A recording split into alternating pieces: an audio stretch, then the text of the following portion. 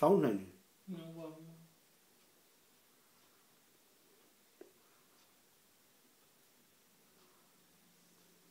শাহ সৈয়দ শামসুদ্দিন রহমতুল্লাহ আলাইহি সহ অনেক পণ্যবানদের স্মৃতি বিজড়িত গ্রামের নাম সৈয়দপুর।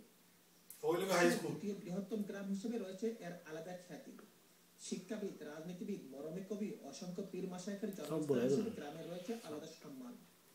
কিন্তু সাম্প্রতিক সময়ে গ্রামের বিচ্ছিন্ন কিছু ঘটনাকে কেন্দ্র করে সৈয়দপুর হয়েছে সংবাদপত্রের শিরোনাম। এখনো যে কোনো ধরনের বড় সংঘাতের আশঙ্কা অনেকের মনে।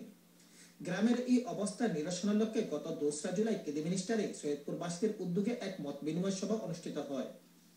সবাই গ্রামের বর্তমান সমস্যা সমাধানের জন্য গ্রামের 5 পাড়া থেকে 25 সদস্য বিশিষ্ট একটি কমিটি গঠন করা হয়। আলহাজ আব্দুল ওয়াহিদের সভাপতিত্বে ও মোহাম্মদ তকলিস হোসেনের পরিচালনায় অনুষ্ঠিত সভায় যুক্তরাজ্যের বিভিন্ন শহর থেকে প্রায় 1.5 শতাধিক সৈয়দপুর প্রবাসী সমবেত হন।